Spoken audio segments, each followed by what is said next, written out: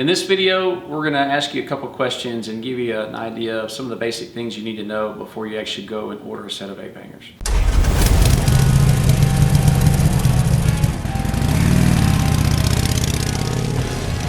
Hey, I'm Robert from Hill Country. We're going to get right into it. First and foremost, you got to figure out what style you want. Do you want a traditional ape hanger?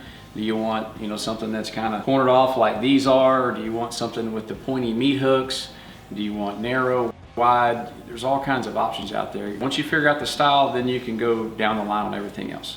All right, second thing, how tall do you need them? How wide do you want them? Height, that's the number one question we get, and it's a hard one to answer. It depends on the type of riding you do or what your goals are, and there's a lot of things that affect that. But ultimately, I think you want to be somewhere around shoulder height. And the best way to determine that is to, sit on your bike. And we do have another video that's way more in depth on this, but sit on the bike, put your hands on the stock handlebars, and then put them where you think they should be, and have a buddy measure them. And then go from there, and that's going to give you the range of, okay, this is where I think they should be. But the other thing that you got to think about is the width of handlebars. When you get handlebars that have a sharp corner like these do, they tend to be narrower than a handlebar that has a bent curve because of the tooling and the die that's needed to make that curve. It makes handlebars wider. So if you do a lot of riding like side by side, in a group or a club or whatever, and you guys are double teaming in one lane, you don't want some super wide bars. You're gonna have issues with that. You want something narrower. So you may wanna go with something that's cornered like this or a point because they're gonna be narrower. If you're a big guy, you know what I mean? One of those big dudes, you might want some big old tall wide handlebars, something 42 inches wide. So you might go with something that has a curve.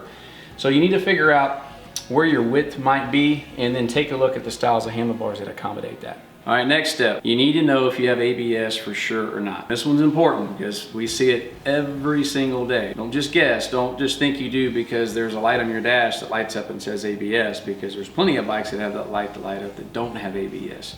Know for sure. You can go to your dealer and check with your VIN number.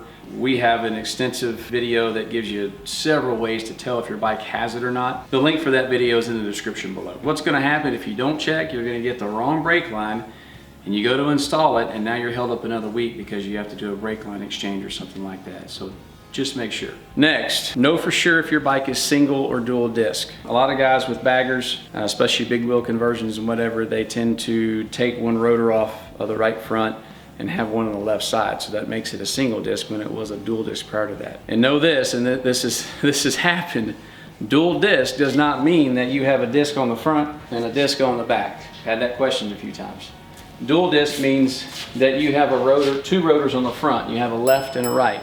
So most of your touring models are dual disc, and there's a few Dynas and Sportsters that are dual disc as well. So just know if it's single or dual. That way you can get the right brake line, and again, you're not held up on the weekend.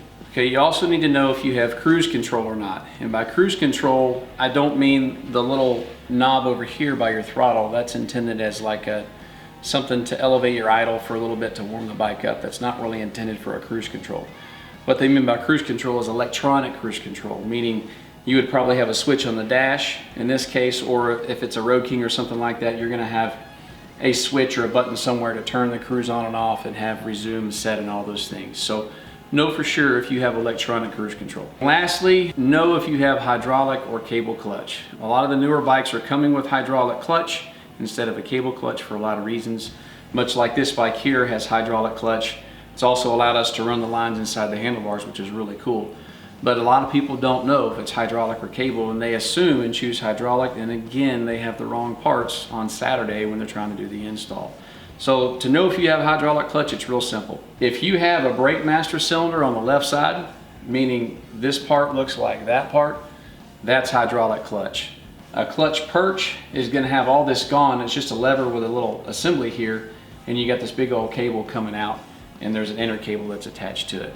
It's very easy to tell, but if you have to put brake fluid over here on the left side, you have hydraulic clutch. All right, folks, thanks for watching. I hope this video was helpful for you. If you have any questions or comments, please comment below, and we'd love to hear your feedback. If you have any videos or topics you'd like us to discuss, please let us know that as well. We'd love to do some more videos for you. If you want to see the latest releases of our videos or our channel, please hit the subscribe button and go ahead and give us that thumbs up. Thanks for watching.